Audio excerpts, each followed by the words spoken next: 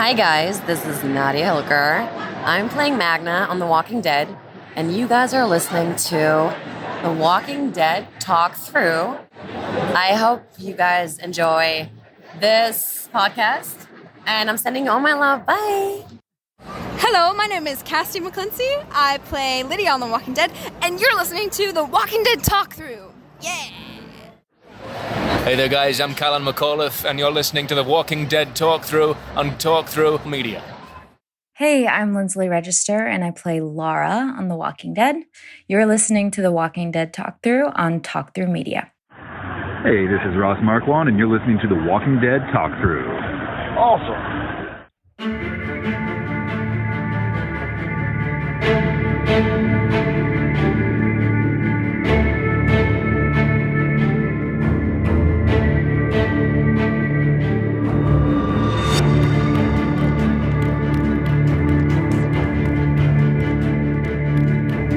Hey survivors, welcome to episode 130 of The Walking Dead Talk Through. I'm Kyle. And I'm LT. We will be covering The Walking Dead Season 11, Episode 7, titled Promises Broken. Brian is not going to be with us until later in the podcast, and he'll jump in, so we definitely will welcome him when he gets here. But first, we did get some feedback from previous episode of Season 11, going as far back as Season 11, Episode 4, Rendition, and that comes in to us from a voicemail by Dieta.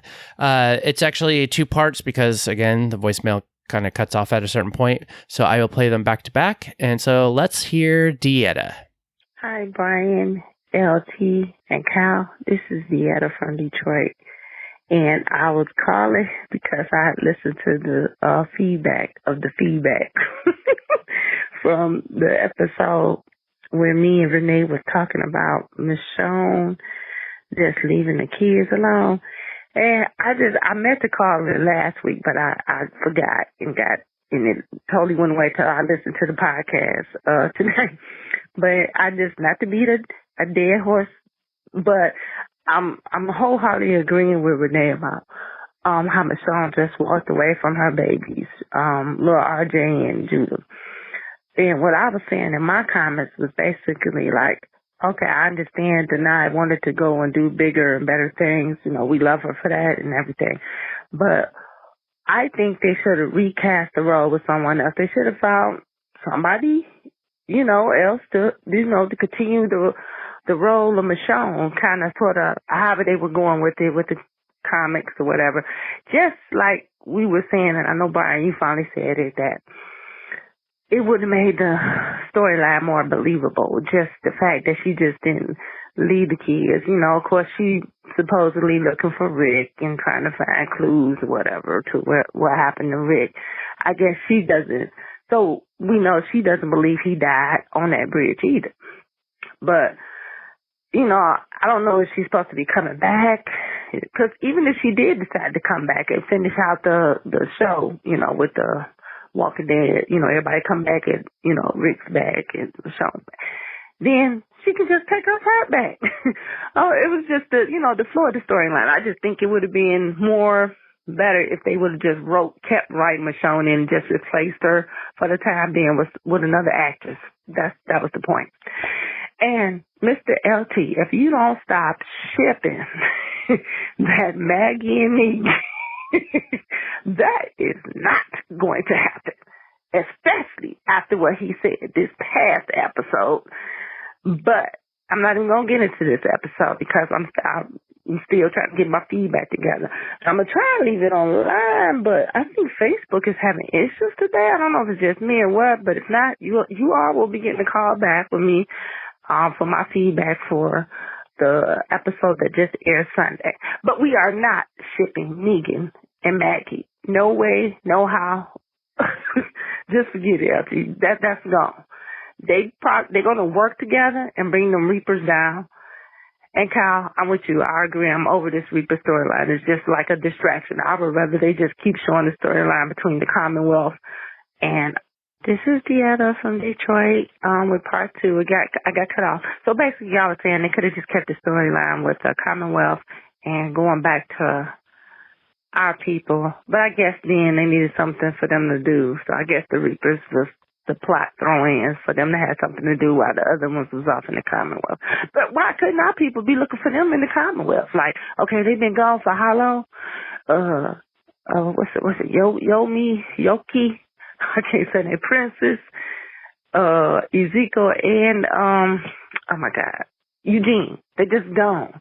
Nobody's like saying, hey, should we go look for them? We haven't heard from them. I don't know how would they hear from. Well, they did do the little radio, over the radio to say 2 words before the radio got cut off. But still, that's even more of an incentive to be like, hey, we need to go find out what's going on with our people because we got minimum radio contact. I don't know. But anyway, that was all I had to say. I was just trying to follow up on that little Michonne thing. I guess it's just kind of like I guess it's coming from a mother's perspective. I just don't see just leaving my kids, like that. But yeah, I agree with Renee, and I know we beating this horse to death. But thanks anyway. Like I said, I'm gonna follow up my feedback for the last night's show. Soon. Thank you. Bye. Thank you, Deanna, for the voicemail, and you actually make some really good points. I totally agree with you on the whole recasting because I think they could have done a lot of that with not only Denai with leaving the show, but with Carl. I mean, that was kind of an obvious one because he in the comics lives pretty much all the way through the end. We know that she is probably going to show up in the movies because I think they said as much. But yeah, it is what it is. And they had to write her out since that was her choice. And so her leaving Judith, and I'm going to go find Rick. And it was just like this very weird, I'm going to talk to you over the walkie and be like, oh, I'm going and blah, blah, blah. It just, I don't know. They did that for their reason. And I wish that they could have just basically recasted her. I think we would have been okay with that as viewers. I mean, I don't know. LT, do you agree? I have to take the contrarian stance. I don't think you could have recast Carl. I think that there would have been a lot of backlash to that. And as far as Michonne goes, I kind of see it the same way. I don't like the way they wrote her out, but I really don't think they could have recast her. I mean, they haven't recast anyone. No, true. And it's sort of been the thing that, you come and you go and you do your thing, but I'm just thinking that we may get a surprise because there was several of the, trailer clips, previews, and I would not be surprised if she made a short appearance back on the show. Yep, I did see that for next episode from their little clip. Really quick. I don't know if it's going to be this first half or if they're going to bring her back for the tail end. But I think Michonne may make an appearance. Yeah, and I think that's the other part of it too. It's like if they knew way ahead of time, then it's kind of like, because with Carl, obviously he's been there from the beginning. And it's like if this was earlier on, and we talked about this, then when he was younger as a kid, in the show, then it would have been kind of like what they did with Judith when she was growing up. It was obviously they're replacing the kids. And right. It's we don't know what Judith looks like because she's still a baby. And if they'd have done something where, Carl takes a road trip and they have a older young actor come back to be Carl, they could have done that. Yeah. But I don't think for continuity's sake, they would have recast. I just don't see them doing that. Because like I said, I could be wrong. And Judith is the exception because you're talking about going from, baby to toddler to child to preteen. Yeah. But I don't remember anybody who, did the only one that I really remembered was the joke they made on Last Man Standing when they changed networks and like the daughter came out and it was another actress and he goes, say, I don't remember you looking like that. They actually made a like in character joke about it being somebody else. And as far as that goes, ladies, I want to tell both of you, I am not shipping Negan and Maggie. I'm just reading the tea leaves. My personal opinion is mine. I just kind of see that this is not, like I said, this is not me. Take it out on Scott Gimple. I'm just prognosticating here. Yeah. Based on what I'm seeing. Yeah.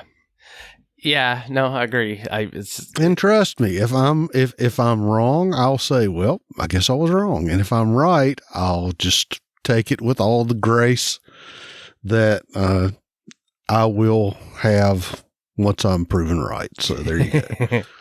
All right. Well, we'll leave it at that until another episode. We'll see. Awesome. All right. Well, we also got some feedback from Brenda from the internet, and she actually posted this, I believe, on the Facebook post. She was like, I'm a bit behind. Just watch rendition. Hey, are they recycling bits from earlier seasons? Negan also threw a team member into the fire in season 7. And when I first saw this, I just kind of responded and I was like, oh yeah, wasn't that poor old Dwight? I guess evil bad people have the same style. But we got some other comments from other listeners, and Barbie from Westchester said, no, it was the Sanctuary's doctor, I think. And then Renee from Atlanta, she said, it was the doctor from the Sanctuary. He was treating Maggie. I believe he had a brother that was also a doctor, and Negan killed him as well. That's why we can relate to the Pope, because he kills at will also. Negan told Maggie that if he had to do it all over again, he would have killed them all, heartless, because that's what he thinks Maggie should do with the Reapers, so they want to seek revenge. The Pope is heartless too. He's killing everyone for no apparent reason just because he's a jerk like Negan. He will be the reason his people meet the demise as well. Negan blames Rick when he should be blaming himself. And then Barbara from Westchester also replies like 100%. Also, I feel like Pope is the least interesting of the bad guys we've encountered in The Walking Dead. And then Renee says, my sentiments exactly. Ruthie chimed in and said, no, the doctor from Hilltop was treating Maggie, but I believe he and the Sanctuary doctors were brothers. Negan killed their doctor because he was framed. And Renee comes back saying, you're absolutely correct, and they were brothers. I think Negan threw one in the fire and the other one was killed by one of the saviors. Dwight was burned, and so was that guy, Mark, because he was stinking with one of Negan's so-called girlfriends, which he took from his so-called people, which was Mark's girlfriend from the beginning. That is why I can't stand Negan. Cuss face. He was and will always be a douchebag to me. And Brian had some comments on this exchange, and he said, I think everyone hit the high points on the brothers Carsons. The Sanctuary doctor was Dr. Emmett Carson, brother to Hilltop doctor, Dr. Harlan Carson, who was an OBGYN and was treating Maggie. Originally, both doctors were at the Hilltop, but Emmett had to go to the Sanctuary after the brutal killing of Rory, a 16-year-old from the Hilltop. Emmett was thrown into the fire by Negan in The Walking Dead Season 7, Episode 11, Hostiles and Calamities, which was the first episode we see Eugene there, after Dwight framed him for Sherry's disappearance. Harlan Carson was then forced to replace his brother. He was killed by a savior during an escape during The Walking Dead Season 8, Episode 11, Dead or Alive. That was my first thought whenever I saw Brenda's post. So I'm glad everybody cleared it up, because I almost kind of forgot. I'm like, oh, that's right. There were brother doctors in the Hilltop, and then the Sanctuary, and he did get thrown in the fire, and Dwight just got burned. Yep. But anyways. All right, well, let's get into our episode for this week. It's Season 11, Episode 7, titled Promises Broken. Written by Julia Ruchman, directed by Sharat Raju. Description by MC.com is Maggie learns a survival tactic from Negan. Eugene's group clears walkers. Daryl hunts with Leah. All right, let's go into our ratings, and I'll start with mine. I said 8 obvious labels for the food storage door, like X marks the spot. I don't know. I thought that scene was hilarious. Like, really? It's labeled food storage. They have a big room that says food. Does that mean they also have a corresponding room that says bullets? Right. I know. It's like, oh, I guess they just wanted to make sure that that's what we knew that's what it was. Yeah. It was funny. Brian gives it a 9 Negan, head coach of the Deads, or 9 Lance Hornsberries, and the range. All right, LT, what'd you give it? I gave it 8.8 out of 10. Go for Everett. For all you Oh Brother, Where Art Thou fans. All right, well, let's go into our listener ratings. And Dieta from Detroit gave this episode an 8 out of 10. To tell the truth or shame the devil. Negan is the devil. Okay. Glenn from Toronto says 8 out of 10. My boy Lollipop. And Renee from Atlanta gives it a 7 out of 10. I know damn well Negan did not call Maggie Ray. What the hell? I roll. Facepalm. Totally agree. I was going to actually put that in my what sauce because I was like, what? Did he really just say that? Oh, goodness. All right. Well, let's go into our awesome sauce. Okay. Dieta from Detroit said, Maggie's learning to be a whisperer to lead the dead. I love this plan. Use the dead as weapons to end the Reapers. Can't wait to see this play out. Mm-hmm. And Renee from Atlanta gave her awesome sauce as using the Whisperer's idea to walk with the dead so they can herd them towards the Reapers camp and take them out was such a good idea, but I'm definitely not giving Negan any props for coming up with that. Shrug. Eugene hitting that little shit of a man boy, Sebastian, the entitled little twat, cuss face. Seeing the real Stephanie showing concern for Eugene and his friends. She's super cute. Yeah, I kind of agree with the whole Whisperer's tactic, skill up. It's I have to imagine, I have to imagine, or we kind of know that the Whisperers were kind of nomadic. And they were so hidden that if they did come across a group, besides our crew, it's people, they're not really known. And so for that coming up against Pope and his group, it's really something I hope will be cool. I just remember how scary it was when we first met the Whisperers and, poor Jesus. But it's I do wonder if they're going to attack during the day or the night. It looks like it's during the day. I kind of seemed like it was night would be a better time to do it, but whatever. It's just the fact that it's they're using those same tactics, and it's a really kind of it's going to be interesting to see how Pope and his crew handle this, because they're going to look at them as being oh, here's a herd of walker, let's deal with them, and then not really even thinking that it's oh yeah, there could be people hiding in that, or Maggie, or the whatever. And so I really hope that it's going to be kind of some cool scenes, or just I think the big thing is going to be is this may be a bigger herd than they're used to dealing with for Pope and them. Yeah, that's what I'm kind of hoping, that part of the whole thing of them doing what they did is so they'll collect up a nice big column and have a big herd, and use that and their Whisperer camouflage to really make an advantage. Because I could see them using it to overwhelm, the wall defense. Yeah. And basically let the walkers do the dirty business, and then them come back and clear the walkers out. Yeah. Yeah. Or, they'll use the walker herd as kind of the distraction so they can get in. Because, yep.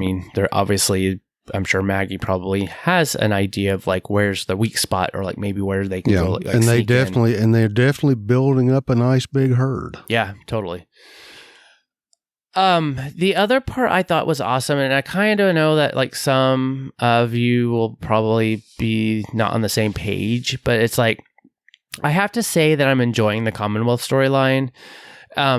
It's just that we see that this community is really more like a dictatorship, and everyone stays in line, or they will suffer because obviously, if you break the rules, they're going to make you basically pay off the debt, or worse. We just don't know.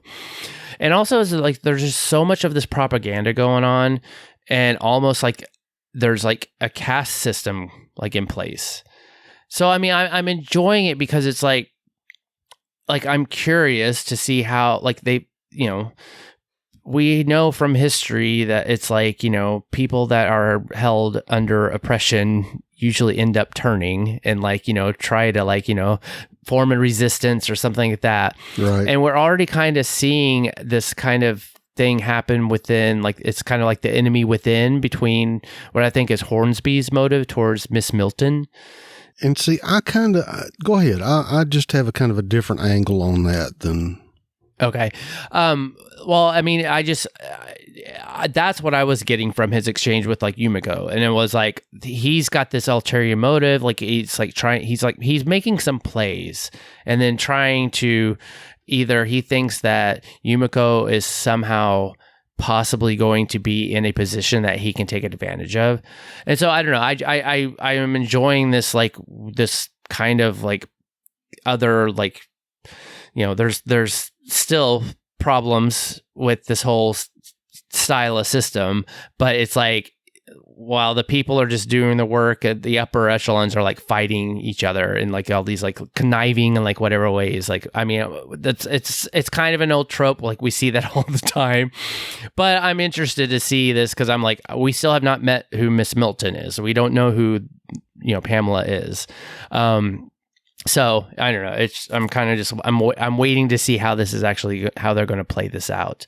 I also cheered when Eugene punched that kid in the face, and it's like, and I almost wish Stephanie let the walker eat. I think her name was Kayla or something like that, because I don't know. I'm enjoying this part of the story because I feel like I have somebody to root to be eaten alive by a walker, because this kid needs some real life ZA lessons because he's just totally like that. We've all seen that. It's just like, it's the snotty little brat kid that gets everything and anything. And I'm just like, I can't wait to see you get ripped in shreds. Well, what is it with these other group leaders that end up having, snotty entitled sons? Because Deanna had a snotty entitled son, and I think this kid is extra snotty and extra entitled. I think he's just had more time to become extra snotty and extra entitled because this community sounds like it's been going on for a very long time. So, well, and two, I think they've also been, like you said, they've been very insulated from the normal goings on of the ZA. Yeah, totally. So at least Deanna's son was a little older and he had a little more maturity under his belt. This kid is just super punk. I mean, but see, I have a completely different take on how the Commonwealth is. I'm not seeing it so much as a dictatorship as just a very complex bureaucracy. And I don't think, I'm having a feeling that Milton is not necessarily going to be a dictator, but she is so insulated from the layers of bureaucracy that are actually running things that she doesn't really know what's going on. Mm-hmm. Yeah. See, my feeling is it's not that everybody's being suppressed under this iron boot so much as they're just so hidebound with rules that everybody's kind of come to accept how the rules are. And it's when you get a disruptor like Eugene and our crew come in, that aren't used to how the game is played. And I think that's sort of maybe the breath of fresh air or somebody to say, hey, they're not following the rules. So it's still the same sort of end game that you're laying out, that it's somebody that's going to disrupt the system. But I don't necessarily see it as so dictatorial as it's extremely bureaucratic. You like the worst possible homeowners association ever. That's a better way to put it. but the way that Hornsby's acting, that kind of makes me think that, Milton is giving him a certain degree of autonomy to do things, and he's just doing what any, I want to say, petty mid-level manager would do, and he's trying to solidify his importance. Yeah, I mean, that makes sense, and that's true. I would definitely agree. I think my hardest thing though with the whole Commonwealth storyline is that I keep having these flashbacks of like the Hunger Games. That it's just like the same kind of thing where it's like, the people get to do their jobs and they're getting food and blah, blah, blah. I mean, but yet there's still this control, and yet, I don't know. I from the beginning, I get that whole Hunger Games feel. So that's where I'm going with the whole, okay, well, they're oppressing them, but they just are doing it in different ways. I won't disagree with that a bit. I agree with you. I thought it was pretty refreshing to see Eugene deck that kid because it's like Eugene was saying, show a little gratitude, be polite. You can be upset, but don't be a dick. Yeah. Right. It's, that's why hopefully that kid is not too much longer. He needs to learn some lessons, like real lessons. I think I'm going to have to talk about that in my what sauce. All right. Because once again, I have questions. The other thing I was going to throw out for awesome is I definitely thought it was awesome the way that Negan was able to teach Maggie how to be, how to do the zombie walk. And see, we all thought that his mission was just to go kill Alpha. Well, he actually learned some marketable skills in the zombie apocalypse. How to teach, people to escape walkers without having to use the gut poncho. No, totally. I mean, he obviously learned a lot while he was with Alpha. Definitely Eugene and the company showed their superior walker clearing skills, because you saw the stack of walkers they had after going through that block of buildings. Oh yeah, it was like a big pile. Oh yeah, obviously our guys have more experience on how to take care of business there. Yeah. Yep, that's true. Because wasn't that something that Stephanie said? She's like, she hadn't had to do that in a long time, and it wasn't like riding a bicycle, and it's like usually the military does it, and so they've lost their edge. Yep. It's a perishable skill that you have to continually practice. Yep. All right, well then let's go into our weak sauce. You're worthless and weak. Well, it looks like we didn't get any weak sauce from the listeners. Nope, none at all. Yeah, it's surprisingly, but I mean, I don't know. I guess I kind of had to a little dig down a little bit, but I'll go ahead. I guess I'll just go ahead and start with mine. It was just like, I don't know, something. I mean, obviously, I think some of us or some of our listeners agree that it's like this whole Reaper storyline is just kind of whatever. I'm kind of ready for it to be over with. But I keep thinking it's Pope is he's like that. He's this crazy acting like he's still commanding an army kind of guy. It's like he even was yelling at the patrol guys. So he's like, because they didn't find Maggie I don't even know if they even know they're still looking for Maggie or who. They're just like, they're looking for people that they don't like.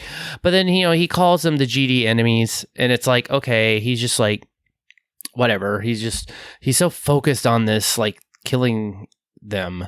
But I still just don't understand, like, why are they still following him?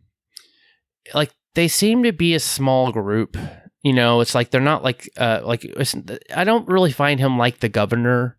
The governor had a bigger community, and like, I don't know. It's just, I think, there was still kind of like, I feel like more time of like he established Woodbury, and then there's people living under Woodbury, kind of like the Commonwealth, where it's like there's been a lot of time. They built kind of like a quote unquote, new civilization.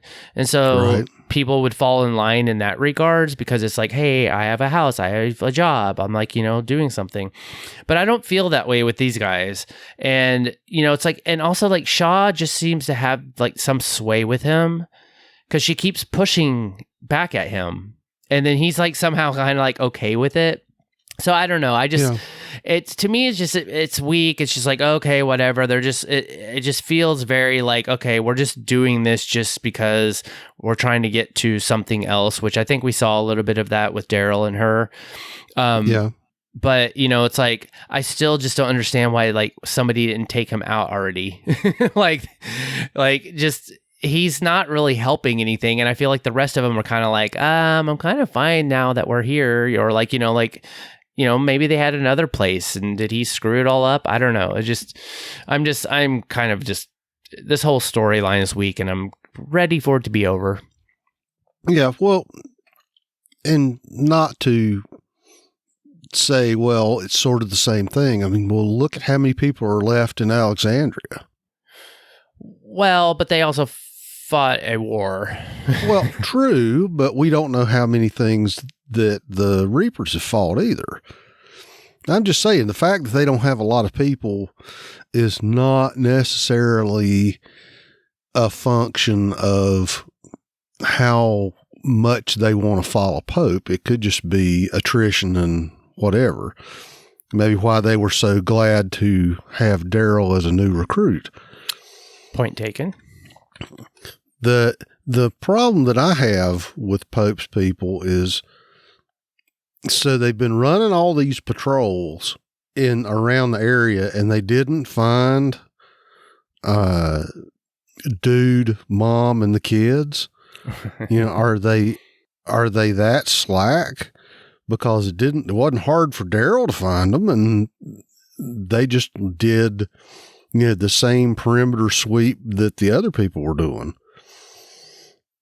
That was the part that I'm kind of going, well, if you're really patrolling the crap out of this area, then if you've got your head on a swivel and you're paying attention, you're going to find somebody. And the fact that they haven't kind of makes me think that these guys are going out and they're not really as gung-ho to find somebody. They're kind of bunkering up somewhere and sitting and, Yes. This is actually, like, you make that's a good point, because that's actually what was in my bot sauce. because I was like, they're going out, and as we would say in the service, they're smoking and joking, and they're not really doing what they're supposed to be doing. Yeah. And that would make sense, because it's like they're just kind of being sent out, and they're like, okay, whatever, we're just like gonna go. Maybe they found a big giant can of pudding that was like Carl's like extra that he stashed somewhere. Yeah, they found him a treehouse somewhere, just hanging out. Yeah. Well, the other thing that was kind of making me wonder is, so when Snotty Boy and Snotty Girl were making out at the gazebo, just where was the security detail that was supposed to be watching them? It kind of makes me think that Eugene accidentally blundered into a plan, because my thought is they left Sebastian and I forgot her name already. Kayla or something. Kayla. Like that? So let's say, she's Kayla now. So let's say Sebastian and Kayla are out having their picnic, and our pal Hornsby decides to open the door and let the walkers in so that, he could show up with the security detail and save the day and earn some brownie points. Because my feeling was they were pretty much there out in the open, and I didn't see any of the security guys anywhere within eyeball distance until well after Eugene and Stephanie showed up. So I'm thinking there was something else going on there, because it just seems a little too convenient, because if the security guys were there, I think they would have shown up sooner.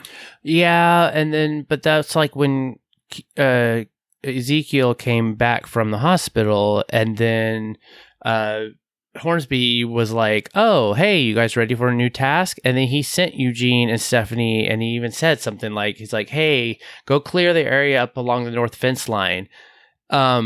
So he sent him to that area, which was either close by, because obviously they ran into, I guess is his name, Sebastian, the snotty kid. Yeah. So, I mean, if there was a plan and then they ended up ruining it, I don't know, kind of like, well, he sent them to a nearby area, or did they just get lost? And they just happened to stumble across it, and then it screwed up his plans.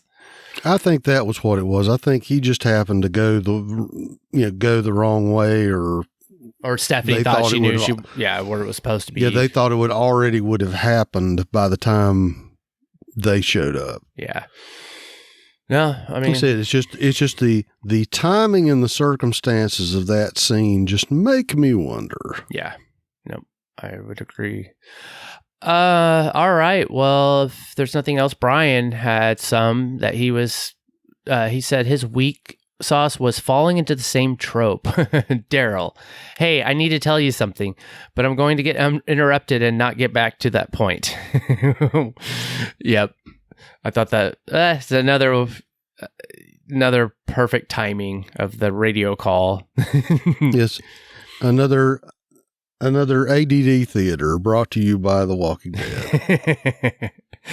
And then also, we don't even know what he was going to talk to her about. Like, what was he going to say? So, and then he also goes in, he's another weak sauce for AMC this week, specifically AMC.com and AMCplus.com. This week's episode of The Talking Dead is nowhere to be found on either site. I had to watch it on Spectrum On Demand, which is what in the actual F? I didn't even get to watch Talking Dead. Well, it would seem to me that if AMC is going to be making you pay for it, they could at least give you what you want. Yep, I agreed. And surprising that it wasn't on. So it's like, what's going on? Because it's not like The Talking Dead is not their show. Yep. Yeah. All right. Well, then that was all of our weak sauce. So let's go into our what sauce. What? And this is where we got some listeners' feedback. So, oh yes. I will go with Dieta first, and she says, "What the hell, sauce? Negan and his truths. Facepalm. Why would he tell Maggie if he could do it all over again, he would kill them all? Cussing face. I hope his truth gets him the desired result he was looking for, because Maggie is going to do what should have been done when they brought Negan down. Finish him." And Brian commented and say, "There's such a thing as too much honesty." Yep. Yeah, that's true. Okay, Glennis from Toronto says, why did Daryl leave Dog with the Reapers? At least Dog would know Maggie and Negan in the Walker herd. Don't harm Dog, TWD. Oh, I thought it was interesting. I was just like, okay, so Daryl took Dog back after Dog left him. And wasn't Dog always kind of, like at that point was like his loyal companion? I mean, I guess he's left him here and there, but I don't know. I don't think they're going to harm Dog. I would kind of hate that. I think Dog probably will just kind of run off or disappear if they're going to do anything with him. Dog will do exactly what Dog has done in all these other episodes. He won't be around when Maggie and Negan show up. Dog Yeah. will be off. Dog will be off doing dog things. He'll end up showing up and hanging out with Carol. Yeah. Just tearing up the furniture and like playing. Just taking I was going to say, yeah, how about your man's best friend? All right, Renee from Atlanta. She says, everything about the Commonwealth storyline is so freaking lame. I'm not a happy camper. So it's okay for that man boy to boss people around because his mom is the governor? I roll. This mess with Stephanie is not right. Why is Eugene not asking Stephanie any questions about what they were conversing about when they were sneaking and talking to each other? That would have ended this charade. I roll. Lance is giving me a Stepford Wives vibe. He seems a little robotic.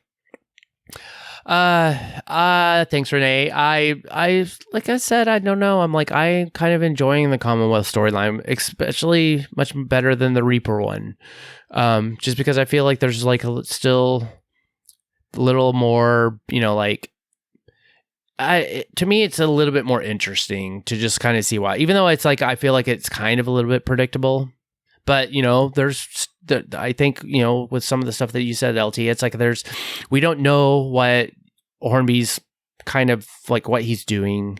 We still haven't even met Miss Milton yet, so we don't even know how she is. Maybe she's horrible. Maybe she's, maybe it is, this is a horrible, bureaucracy.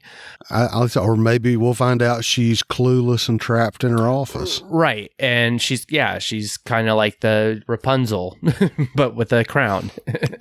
Well, I was thinking more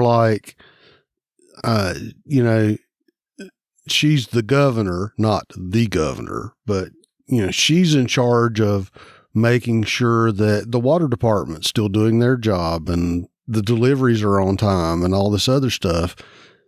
And it's her underlings like Hornsby who are actually the evil, malevolent mid-level bureaucrats. Yeah.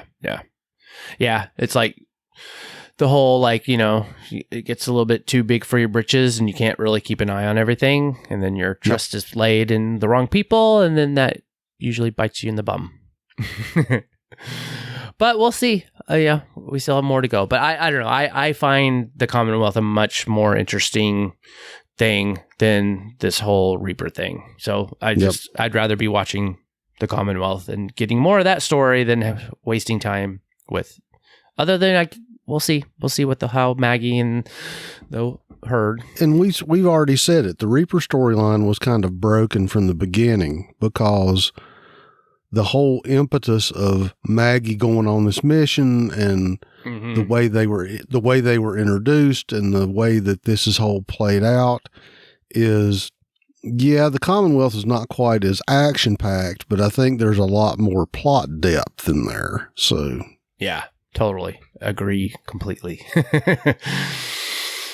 All right. Thank you, listeners, for your what sauce. So we'll go into ours. LT, did you want to start? I did. Just like Renee said, so when are we going to find out about real Stephanie versus fake Stephanie and what was going on there? Yep. Because it's been pretty common knowledge that the actress that Eugene is running around with is not the same actress who did the voice. That the actress who did the voice is the little secretary lady that Yumiko was talking to. I did not catch that. Okay.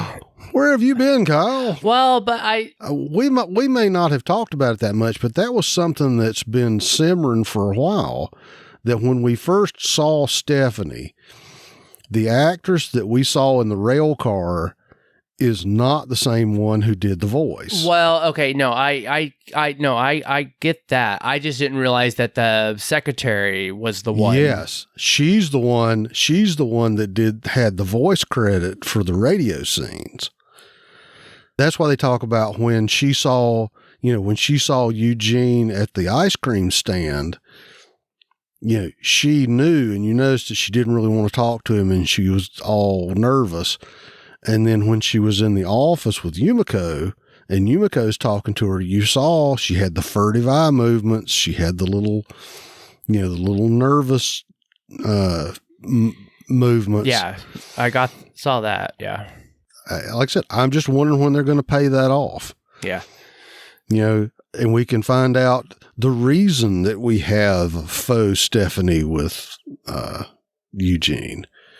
Is this part of the evil plan of Lance Hornsby, or is this just sort of some other deal that's going on? When are we going to find out? Well, hopefully soon, but yeah, no, I just wasn't making that connection. So definitely for sure. That's the thing. I even wrote my notes. I'm just like, okay, Stephanie is just like that. That's basically that she's playing some game, or she's involved in some, this is some other plot like thing that is not, the truth, or like, but I didn't make the connection with the woman at the, like, talking to Yumiko in the office. I thought there was something familiar, but I thought it was more of the actress than it was actually like their voice. Yeah. I think the only other thing that I'm wondering about is we're sort of getting to a point where we're going to have something break with the Reapers. It makes me wonder, what's going on back in Alexandria. Are we going to find out some other stuff? Because I understand this is the penultimate episode for the first half. So next week, whenever the finale is going to be, they're either going to have some resolutions or set up some cliffhangers. Mm-hmm. And I just don't see them being I don't want to say being very artful about it. I just see kind of a little, ham-fistedness going on with how this is going to play out. Yeah. But yeah, I think I hit it on my weeks, and I'll just hit it again on my whats. It just seems like we got a lot of stuff going on, a lot of deception, a lot of misdirection going on with the Commonwealth, and I just am curious to see where that's all going to go.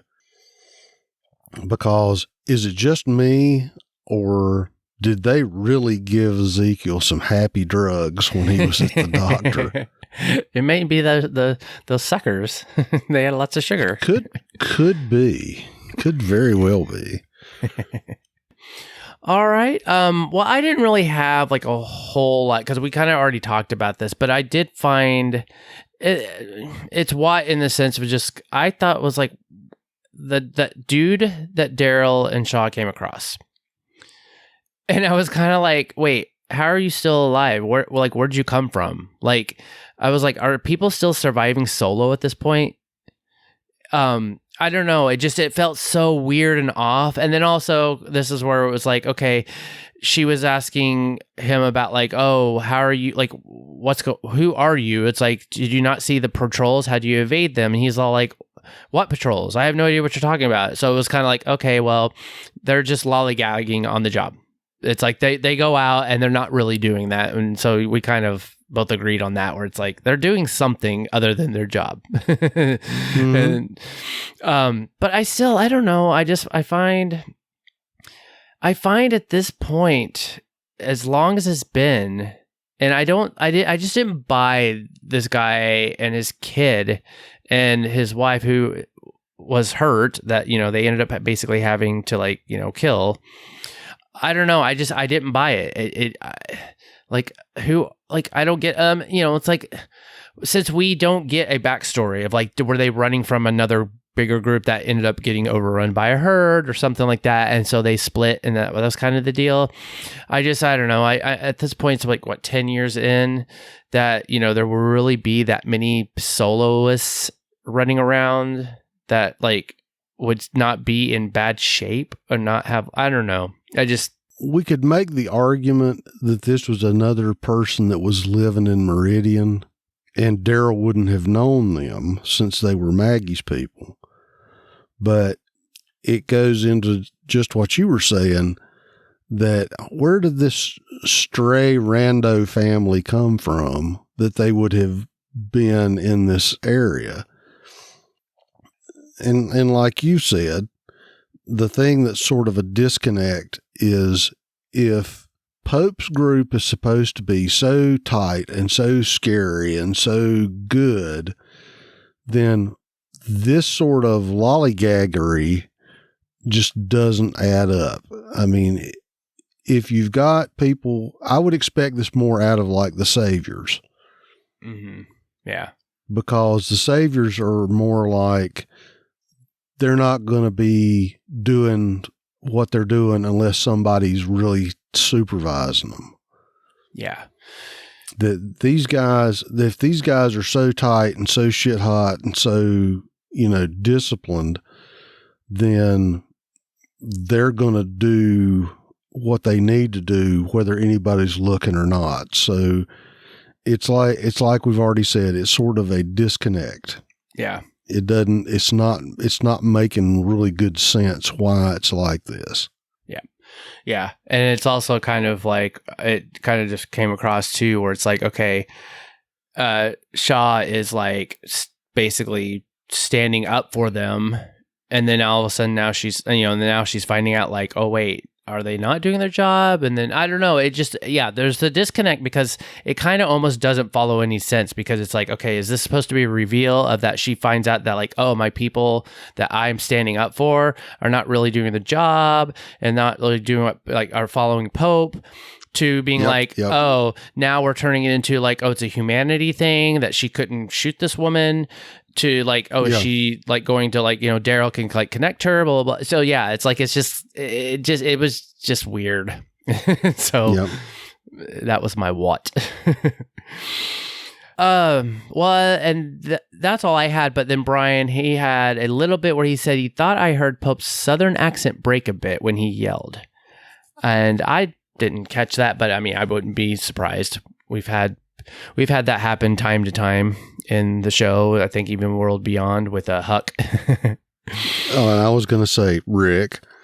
Yeah, yes, he's done that. And just to be fair, not to point fingers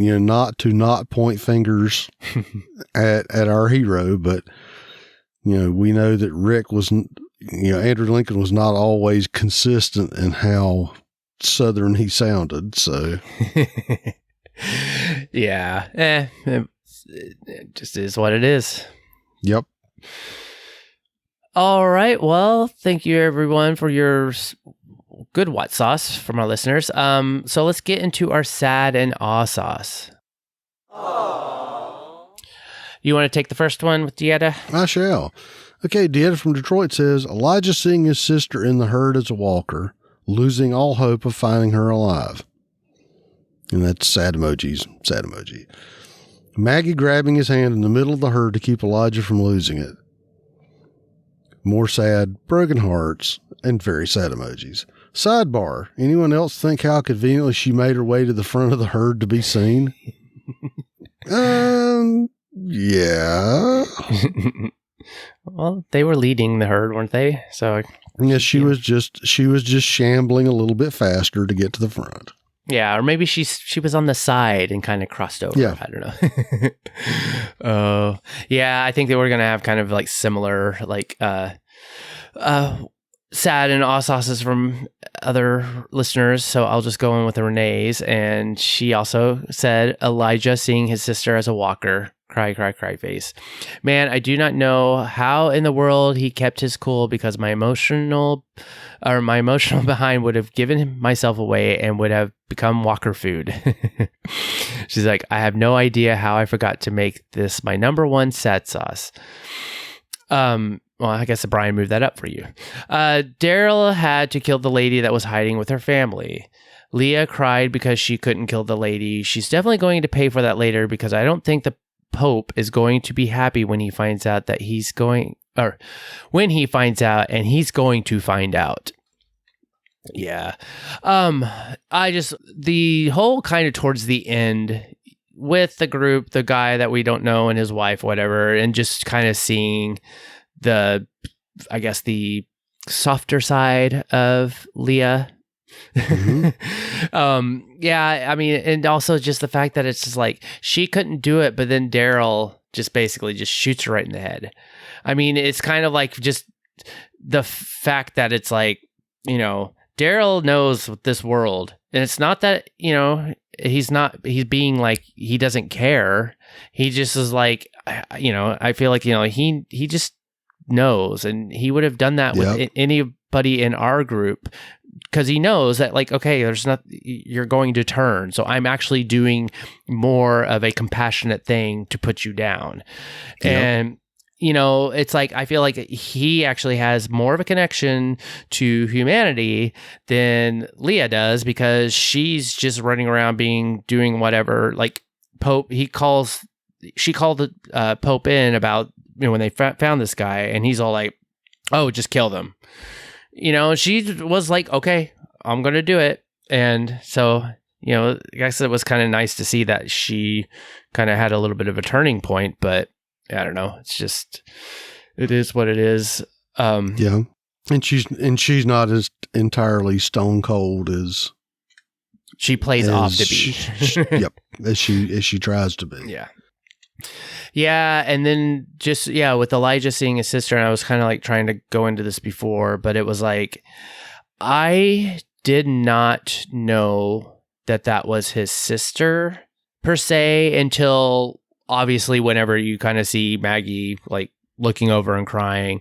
And then we had the connection in the beginning when Maggie was like killed I guess Elijah's sister's best friend that was Walker. Right. So it was like it was one of my first viewing. Like, I didn't make that connection at all, but it wasn't the second one, which, you know, once I saw like the captions, basically what they were saying, then it was like, oh, that's right. You know, it's like the walkers that they're running into, that they were going to use to make their masks and all this stuff, were actually people from Meridian still walking around. Right. So yeah, it took a while for me to understand that, but you know, with you guys like putting your comments in, and I saw those, I was like, oh, okay, that makes so much more sense.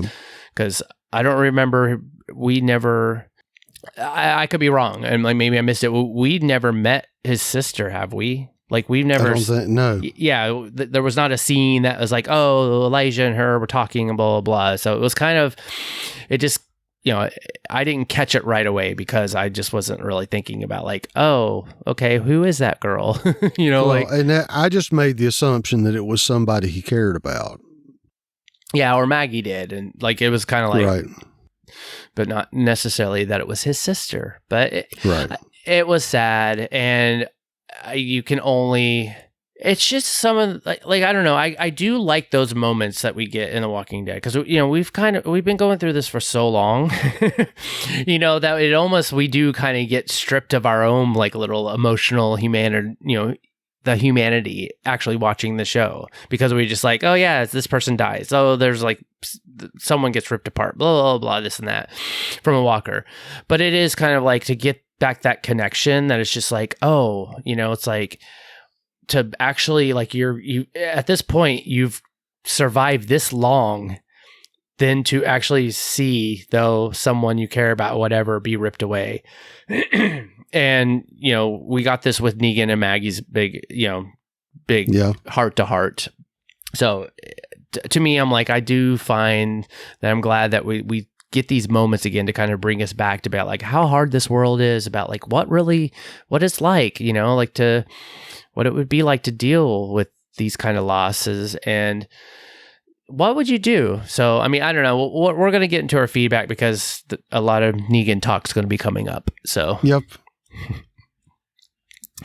All right. Well, that was our listeners' sad and all sauce, and I kind of didn't really have any more to give. So, I don't know if you do. I think they covered everything I would have said anyway. Yep.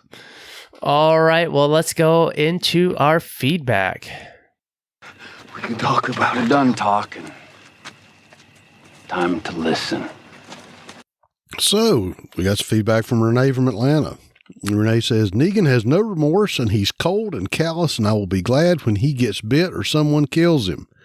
I'm not feeling the Commonwealth at all, and definitely not that bratty man boy. I roll.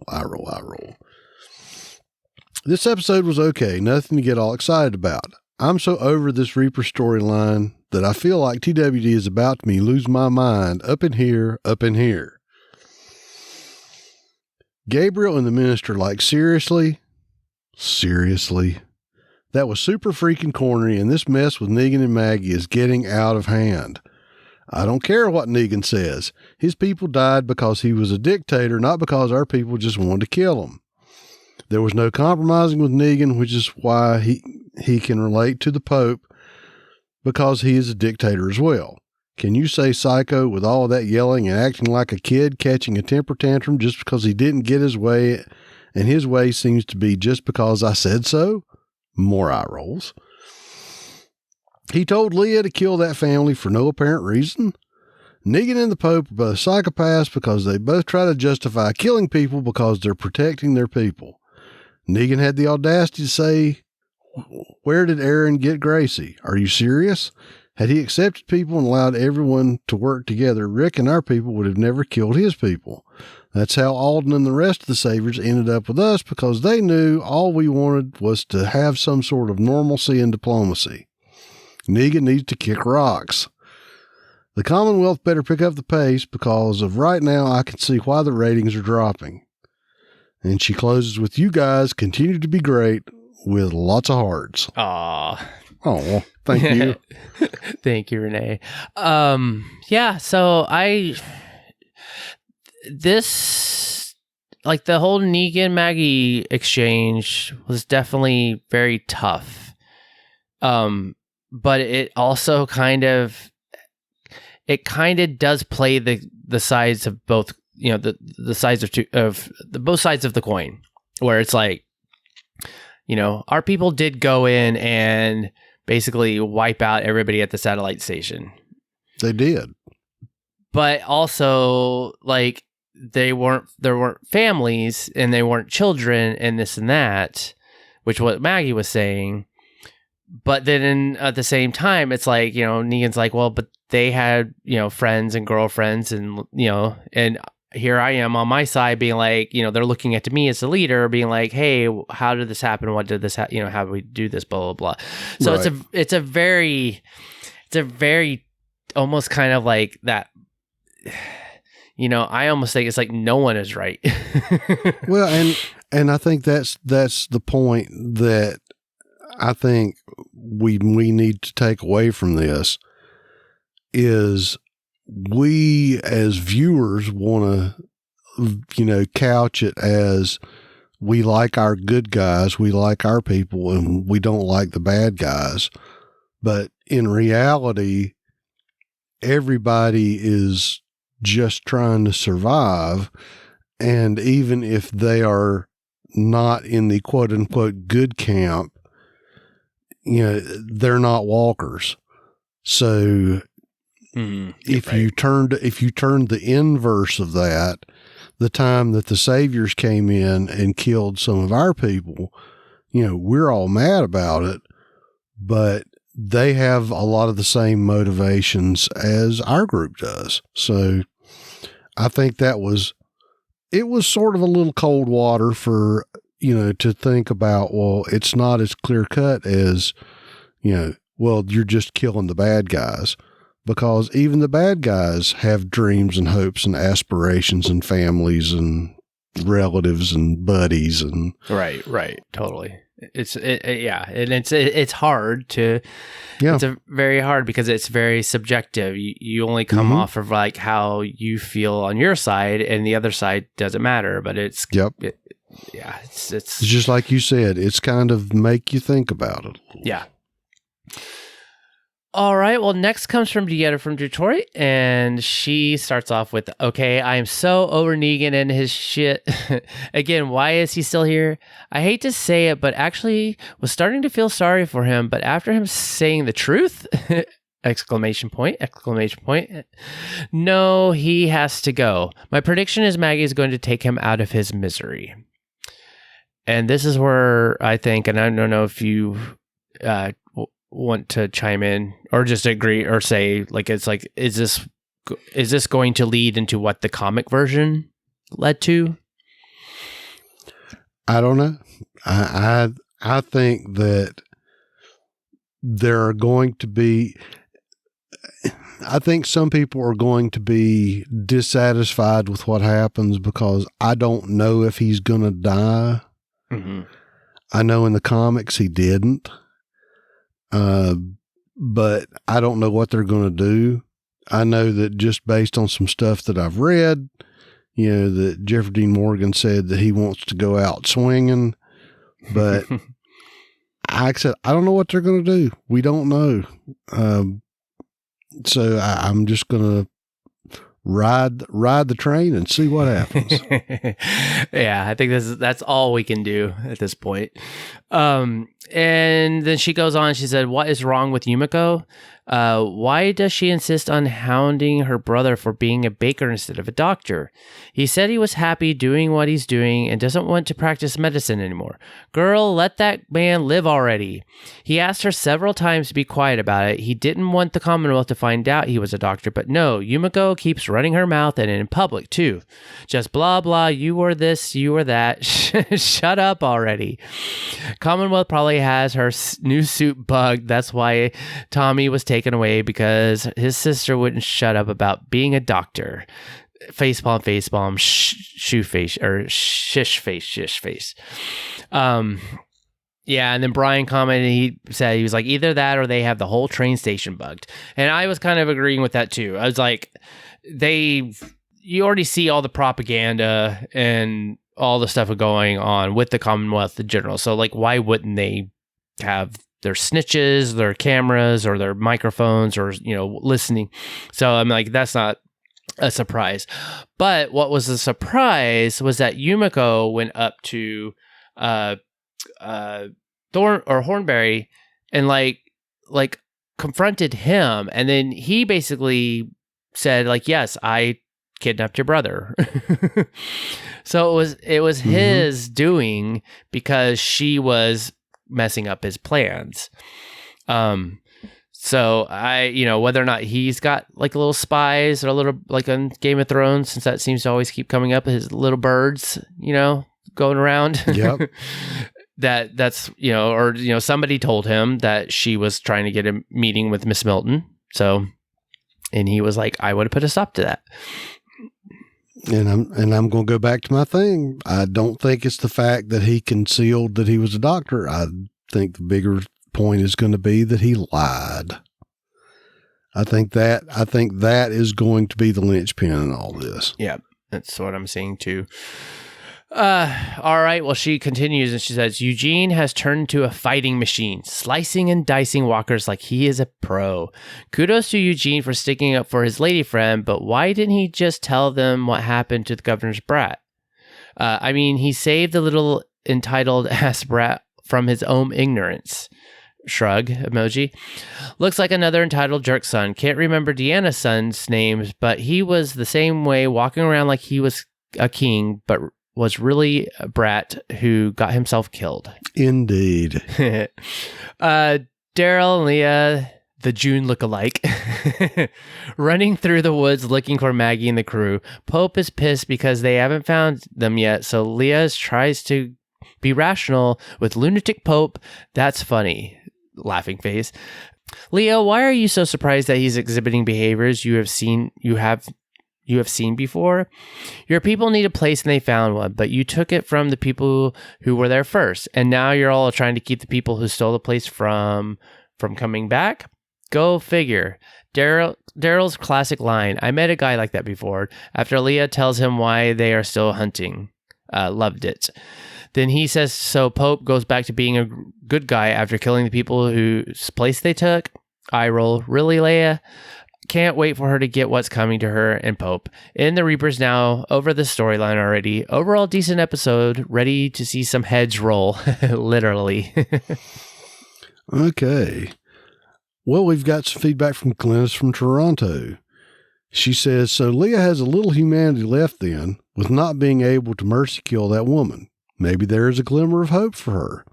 Daryl realized it too, with wanting to tell her something, probably to come clean with the truth, but of course Pope interrupted the moment with his radio message. Negan and Maggie going the route of the Whisperers 2.0, which is a clever plan to infiltrate Pope's compound with them being outnumbered. Though they'll need to be careful not to get shot first as walkers before they can get close by those crack shot mercenaries. Who knew that Negan picked up so much tactics of the Whisperer ways? It was creepy that Negan and Maggie were mimicking Alpha and Beta with making walker masks, walking like Egyptians. Couldn't resist. Or walking like walkers, hurting the walkers and roughing it by eating at the campsite fire. Is Gabriel going to have a hellish showdown priest to priest? Gabriel seemed rattled that the Reaper's priest asked for advice from God. Why does the Commonwealth still have walkers just ambling around freely? With having to clear out buildings of walkers as punishment and roaming the grounds, something doesn't ring true about this group. If they're so organized, why are there still walkers hanging around the place? Vibes of that other governor in Woodbury keeping walkers in his outer buildings. Eugene was really over the top euphoric or high on lollipops after his, I'm going to say, no, Glennis, that would be Ezekiel, was really over the top euphoric or high on lollipops after his return from the medical visit. Was that the drugs taking making him unnaturally optimistic? Could be. Hopefully, Yumiko can persuade Pamela Milton that Eugene was justified in hitting that spoiled brat of a son, Sebastian. Doesn't bode well for Eugene with Rick Grimes not in the picture having this altercation with Sebastian. Yumiko looks a little uncomfortable with herself by how seamlessly she's acclimatizing so quickly into the Commonwealth. With the fine dress suits and lavish furnishings, with even gorgeous coffee table books provided, depicting life in days gone by. I think Eugene is going to tell Lance the location of Alexandria. Even with not being able to trust the Commonwealth, they'll be able to provide much needed resources for the group. Maybe. Oh, yeah. Like, so many good points, Glennis. And thank you for all the feedback. Always so good. Yeah, it's like the whole kind of Negan and Maggie mimicking Alpha and Beta. Yeah, in a weird way, kind of the same. Just this, they don't like each other, and I think Alpha and Beta did. But yeah, there's Commonwealth definitely for sure is very like. Why would they still have like? I mean, I get that they're clearing the grounds to like basically for new development. They made that point as much, but it is kind of like, okay, how did those walkers get through? It's like, what's going on? Like, why would the governor's son with the detail even? It's like I feel like they're, if there were ground like areas outside of the walls that were safe that they've already cleared and like keep everybody like there almost be like they would have areas that were just for the governor's, like the governor's retreat, that was like in an area that's just like, oh, pass away. So like, I don't understand how like this kid, just because of who he is, can just be like, oh, I'm going to go have a picnic in a area that might be dangerous. It's like, right. That didn't make a lot of sense to me either. Yeah, and he even crosses the area where they're like clearing out the walkers. He's like, "Oh, it smells so gross," or blah blah blah, and it was like, okay, what are you doing out here, kind of thing, right? Like because part of it when we're saying, oh well, they've got up a fence, and he talked about the fence. I was thinking that okay, these houses are outside the fence line. Yeah, that they have. They have like a perimeter set up around town, and this is like the neighborhood that they haven't cleared yet. So they're trying to move the fence out to take these houses in. Right. But you're correct in the fact that if this is outside the safe zone, then why are Snotty Kid and Snotty Kid's girlfriend out wandering in the unsafe area? Yeah, it just doesn't quite really, didn't quite make sense. Yeah, it doesn't quite lock up there. Yeah. All right, well, we have Brian back. Welcome back, Brian. Hi, Brian. Hi. Did you want to go over and give your impressions of this episode? Yeah, and sorry I'm not here for the whole thing. It's my wife's birthday tonight, so anyway, I enjoyed this week's Walking Dead. I thought it was decent. The whole Commonwealth thing is interesting. It's kind of, I don't know, Games of Thrones-ish. Just because it's political. Yeah. And I still kind of wonder where they fit with the CRM, which we'll get into the CRM in a minute here. But I enjoyed it. I thought it was interesting, the whole Maggie Negan thing, which Kyle, I'm imagining you didn't like, but was that right? About well, that? I mean, I kind of. Well, I'm sure we know someone who didn't like it. Yes. Well, actually, Renee and Dieta kind of both agreed. No, I just went more on the side of I can kind of see the sides of the coin on both ends. And we talked a little bit about that, where it's just I don't like them, but it's I can understand what the point was being made, and how hard that can be to deal with, because it's a very human thing. And you probably already said this, but I thought sometimes there can be too much honesty. And, you can say what you want about Negan. He is usually honest, sometimes to a point, but, he can also, I think he's also forgetful. I was listening to the Walking Dead cast earlier today, and I listened to talk about Yumiko being a lawyer. Jason was making quite a case against Negan being a nice guy, stacking up all the long history of how Negan has not been a nice guy. and how we should not forget that he has been a villain. Yeah. And as time goes on, I think it's easy for us to forget some of that. But if you think about it, first time we ever heard about him was he was going to take in Dwight, what was it?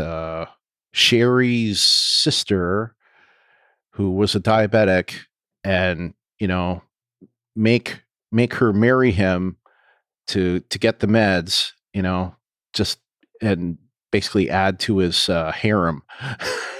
Yeah. And that's probably the most minor thing that he did of a bunch of major things. So anyway, not to beat a dead horse, because you guys have already talked about it, but I enjoyed it. I liked how they used the whispers, trick. I thought that was interesting. Didn't really see that coming, but makes a lot of sense, So, but yeah, I liked the episode. I gave it a 9. So that's about all you have to say. All right, well, let's go into the next wonderful thing, which actually I didn't mind it this week. So it's we'll see. But let's go into the World Beyond, or World Beyond Season 2, Episode 1. And I'm going to totally butcher this. Cosekans. Of course you will. Consequence? Consequence. I have no idea what it means. No idea.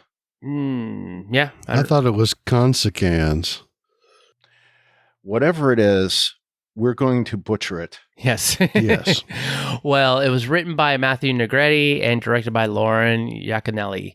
And the description was, Hope's commitment to the future is tested. Iris and Felix meet a new group. All right. Well, our listeners had some feedback about this, so I'll start with Dietas. And Dia from Detroit, she said, "Oh, hey, yeah, I forgot about the feedback for The Walking Dead Beyond." Okay, so I'm clueless about what's going on. I did stop watching it last season because I just couldn't get into it, and I really tried. Upside down face. I am going to start watching since this is the last season, and it's supposed to go into our other show. So I got to see the connections. I'm just going to interrupt you. Supposedly, in Haitian Creole, conséquence means consequence. Well, that would make sense for this episode. Okay. Yes. Yeah. Thank you for that. I could have Googled it, but I guess that probably... Well, that's the thing. I did. Yes. I did. You didn't. I win. What would we do without you?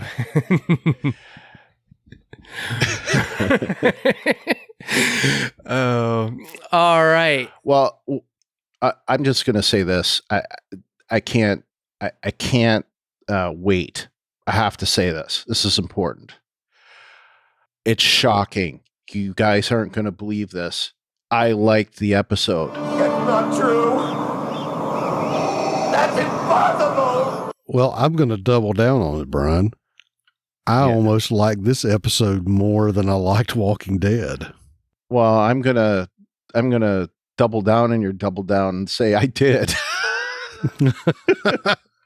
I think I did like it more, and especially after last season that we bagged on this show so hard, and honestly, even as hard as we bagged on it, we didn't bag on it nearly as hard as a lot of the other podcasts did. But doggone, this week it was good. I mean, I actually liked it, and it actually had a lot of really, had a lot of good points. Did a lot of things that I didn't expect. Mm-hmm. Yep.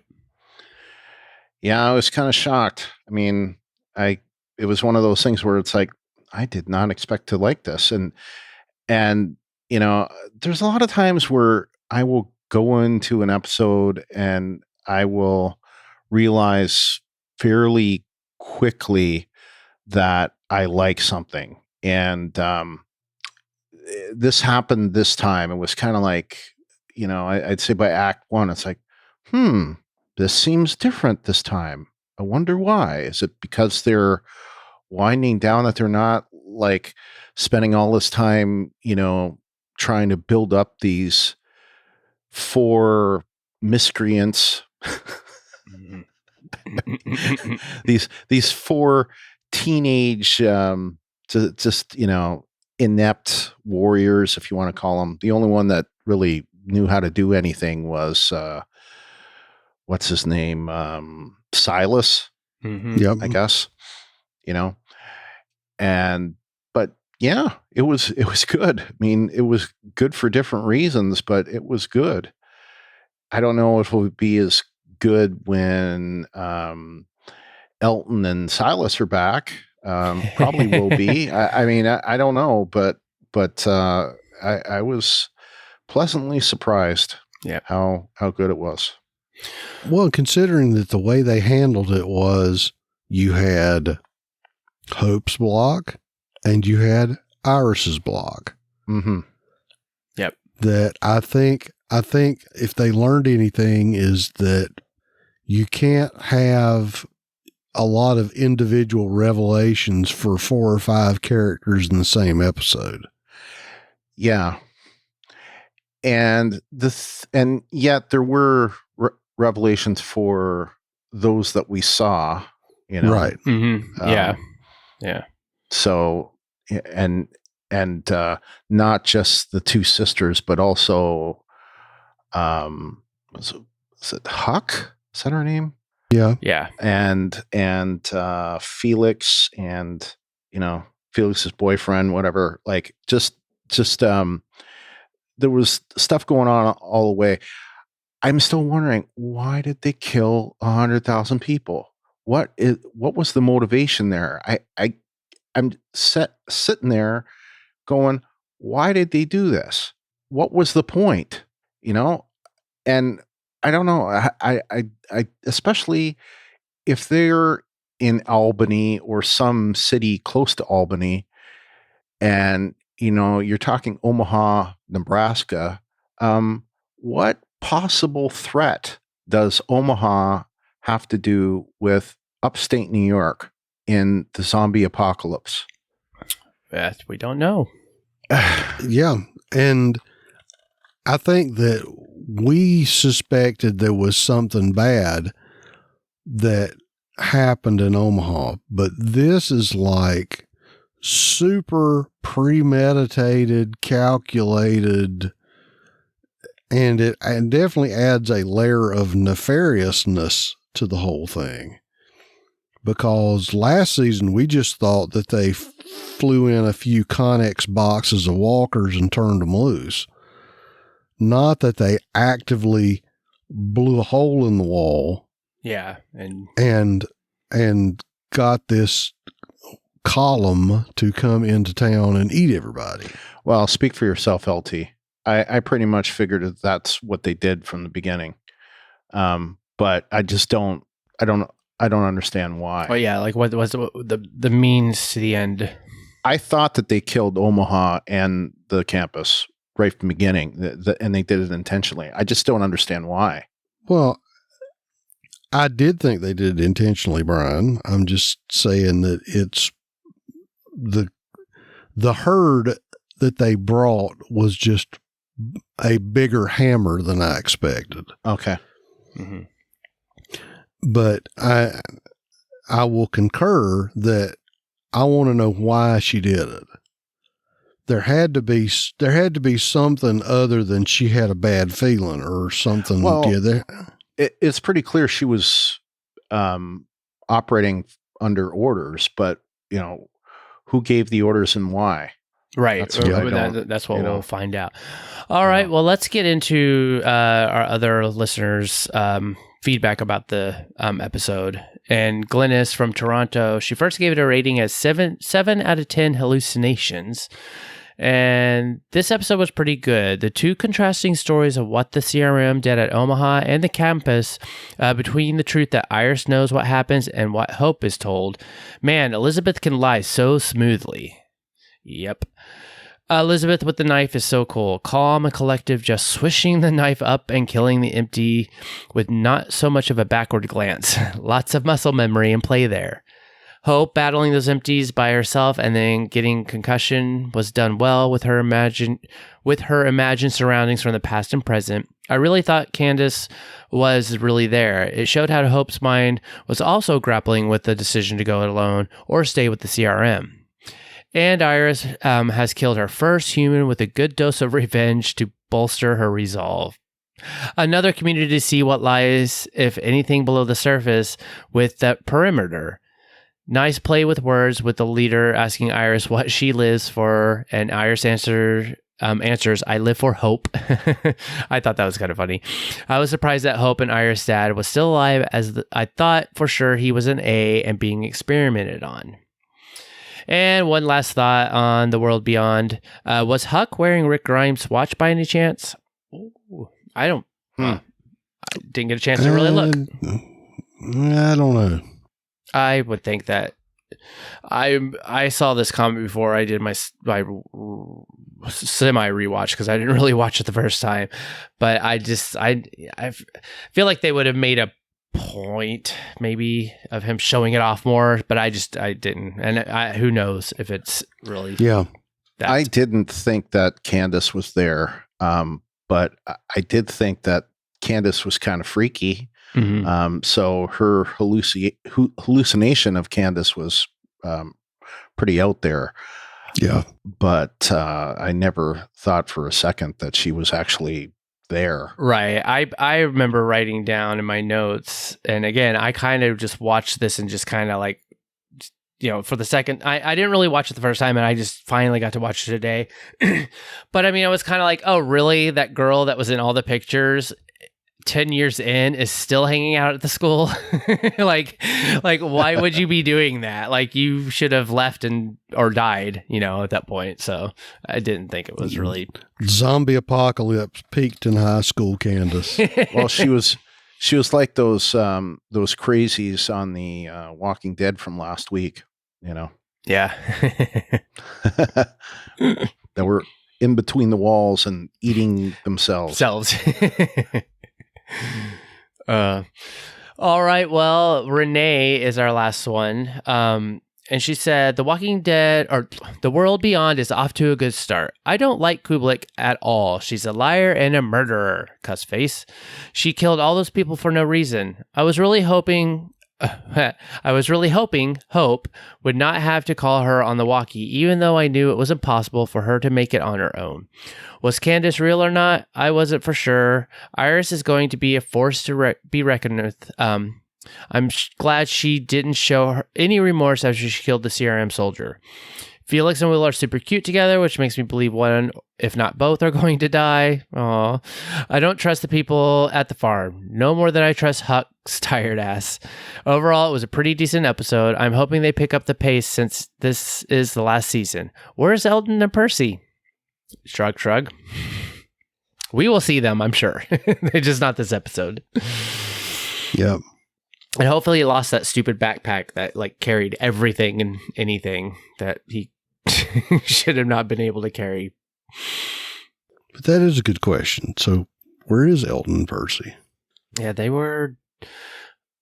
got split up and were. Well, they're not. Oh, well, yeah. Elton and Percy are still together, right? Yep. Well, last we saw, I believe. And Silas is captured. Gave himself up. Right. So they could get away. Right. All right. Well, that was all our listeners' feedback. I know we talked about this. So I don't know if there's anything else that you guys want to add. Well, I've got a couple things I want to throw out there. Go for it. I think of the two sisters, I think that I actually enjoyed Hope's arc this episode a little more than I enjoyed Iris's. Iris seemed a little wooden to me. You know, not to dog the actor, but she just didn't quite grab me quite like Hope did. I thought it was very interesting the fact that, you know, they took her out and the idea was, well, you're a super genius. We're going to put you on this farm. Okay. I just didn't see that after all this bit of, oh, we're going to get her because she's so smart. And then we're going to put her on like a rooftop garden in Albany. I think my biggest thing for going forward is we know how ruthless the Civic Republic has been with other communities, i.e. our earlier conversation about Omaha and the campus colony. So why is our little group of artists, you know, our little farm commune in so well with CR? Mm-hmm. I just don't understand, you know, why you've got all these hippie artists that the Civic Republic is sort of supporting, unless it's not quite what it seems, that this is where it's not the gulag. It's the place you put people when you want to get more information from them. It's almost like this is the place you take somebody and you gain their confidence and get them to talk. That's because, well, I mean, they said, you know, if you listen to what Kubelik said, they know where Iris is. You know, they sort of know that she's in this place, and they're saying, you know, they had said that, they trade with the Civic Republic and they give us stuff and we give them stuff. Mm-hmm. I just think it's sort of immediately sketchy that you've got this little community that they're being all buddy-buddy with. Yeah, when they go and kill 100 million, like 100,000 people in a town. Yeah, Yeah, it is sketchy. Yeah. And the other part is, and I think I may have missed it. So what are the troops doing out in the woods that Iris was able to go out, plausibly not further than a day's trip, that she found our poor guy that she shanked in the woods? Or you mean Hope? No, I mean Iris, the trooper she killed. Oh, yeah. And of course, the other thing is, where'd she get the crossbow? I was going to ask about that. Like this person that she killed, he looked like one of the people that we've seen around Kublek. Yeah, I thought so. Yeah. Was it him? I think it was. Okay. It looked like the guy that she was with in the first part of the episode. Right. And someone that we've seen, like we saw him last season, sort of overlooking the campus. Yeah, I think. Yeah. That's what I was thinking. It was the same guy. Yeah. Which makes you wonder, like, why he was out there. Right. Well, yeah. Why do they have troops out in the woods so close to the commune? Right, that she could just basically take a day to walk to, if that. Well, or less than a day. Because, I mean, she took off when it was getting dark, and it was dark when she called him. And I guess that was the part that I was kind of going, I don't really get what's going on here. And especially after, when you talk about the crossbow, when she went into the little commune community, they took away all their weapons. So again, I didn't remember seeing where she picked this thing up at. And for somebody who just got a brand new crossbow, she seems to be a pretty good shot with it. Yeah. Yeah. And she's had time to practice somewhere. Yes, you had time to practice this brand new weapon we just found that we didn't know you had before. Yeah. So she's definitely not Alicia. Alicia with her sword plus up skills in season 2. Yep. All right. So that was, anybody else have anything? Yes. This is true for both shows. There's some kind of class society that we see in both shows, specifically in the Commonwealth.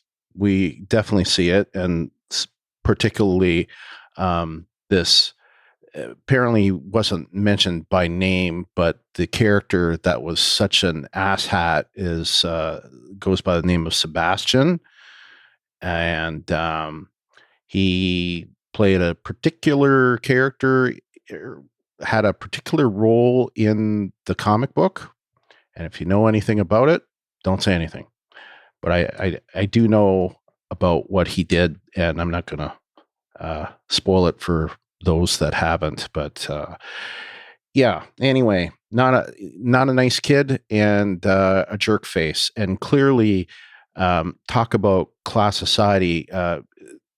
Someone who acts to be entitled, and same thing with Yumiko, given all these opportunities just because she is a Harvard graduate.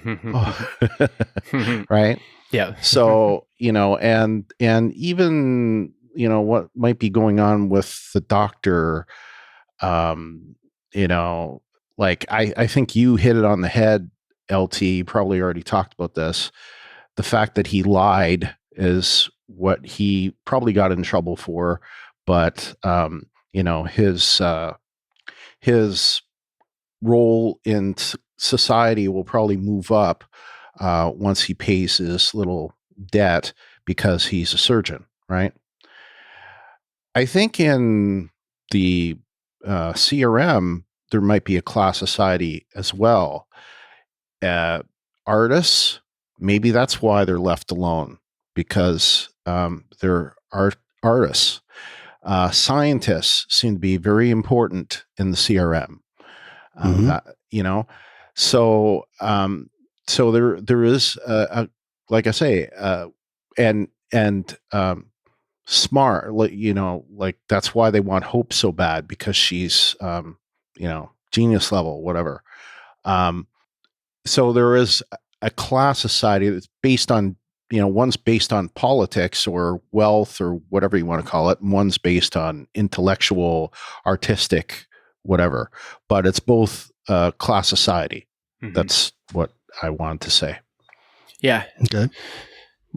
No, that's a good point though, between the two differences between the two shows, because it is kind of like, we were talking about the Commonwealth as being like this kind of more of a bureaucracy. And so it's like the levels of that, it's like, it's not necessarily maybe so much of like, oh, there's like I was kind of saying it's like, oh, it's like more like it's like this dictatorship, but it's also like LT was saying, it's like, well, it's kind of more of like, there's just such a big bureaucracy behind it all that the governor really is kind of out of touch and like separated from all that because it's just so big and what's going on.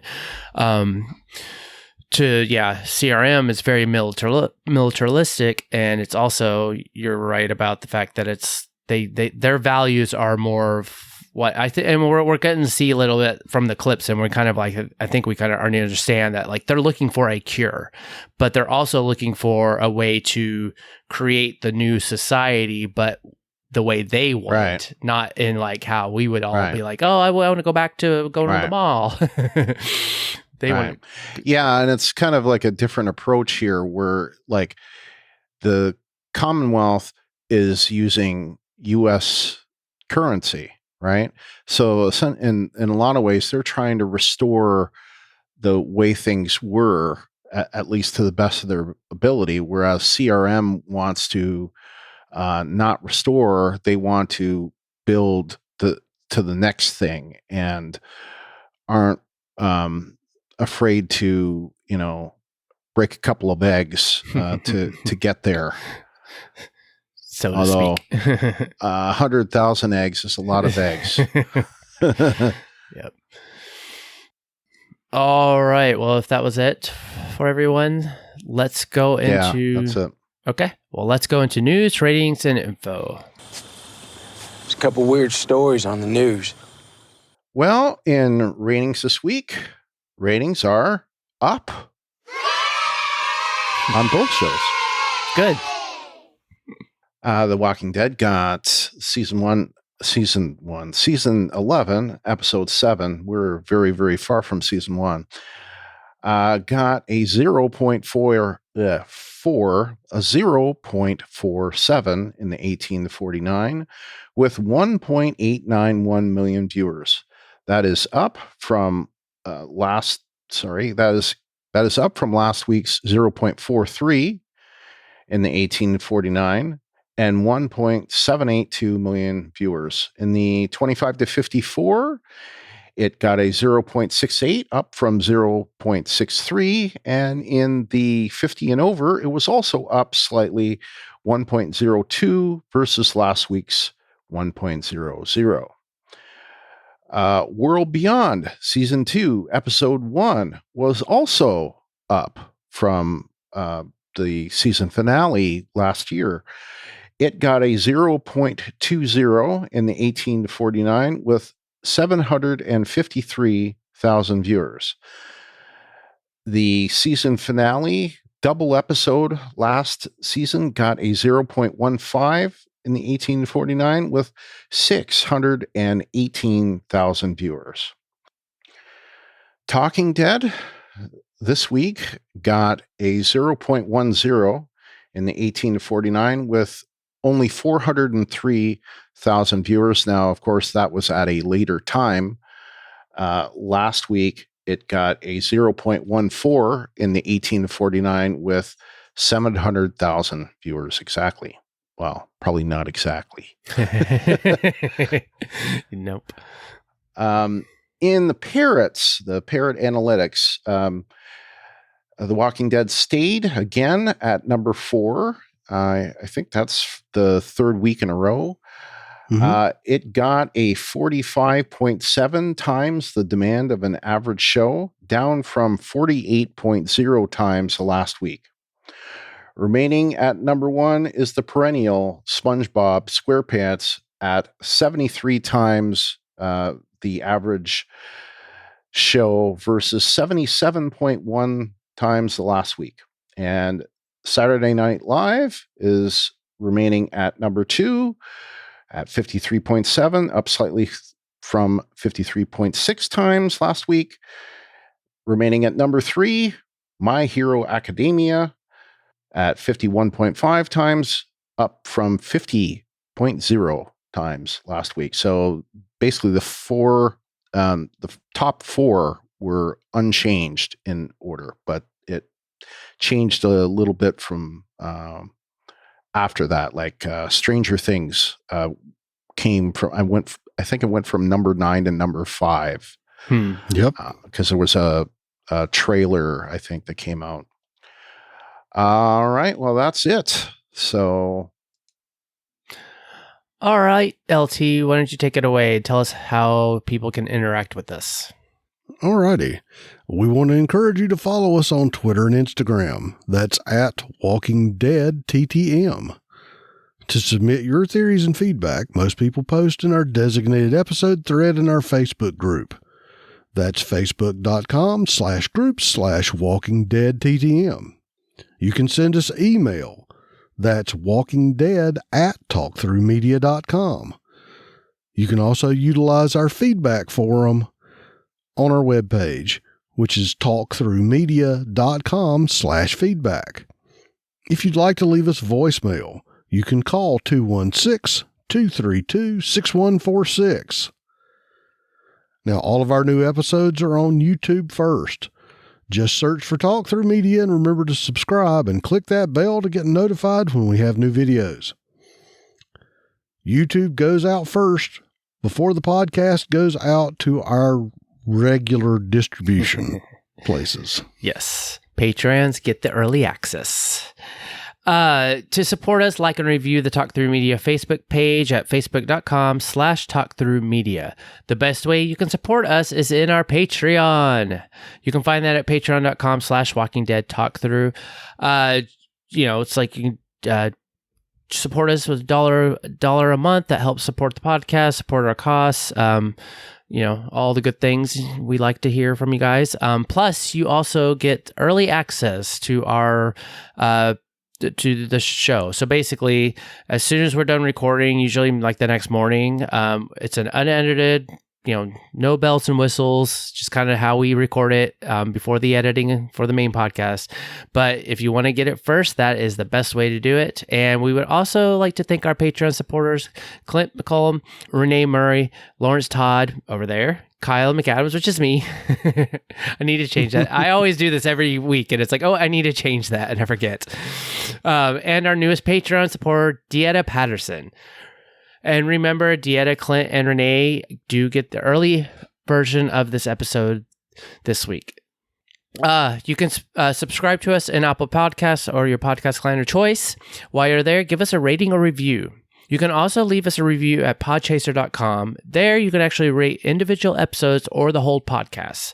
So definitely go check that out. And remember to share our posts on Facebook and Twitter when we post them, and tell a friend. Word of mouth is the best way we get new listeners. We also, Brian, me, and LT, we also cover Star Trek Lower Decks. We have 2 more episodes left, and you can find that over at Star Trek Discovery Podcast.com is the main site. That's the main link. But also it's like you can go to our Facebook group. It's at facebook.com/groups/talkthroughTTM podcasts. There's also a Patreon there. That's where all the Star Trek, basically all Star Trek, you can find us over there. And you can also find the Patreon for those podcasts at patreon.com/Brian and Ruthie. All right. If I didn't butcher that enough. Oh, goodness. It's at this end where I'm like, oh, I'm tired now. All right. Well, next episode of The Walking Dead, season 11, episode 8, is called For Blood, written by Eric Mountain, directed by Sharat Raju. And the description at amcplus.com is: the Reapers defend Meridian from a herd. Alexandrians protect themselves from walkers in a storm. Ooh. World Beyond Season 2, Episode 2 is titled Foothold, and it was written by Carson Moore and directed by Lauren Iaconelli. Description again from AMC Plus is: while some members of the group enact a plan to cover their tracks, others attempt to acclimate to their new surroundings. All right, so until next time, I'm Kyle. And I'm LT. And this is The Walking Dead Talk Through. Good night, everyone. Good night.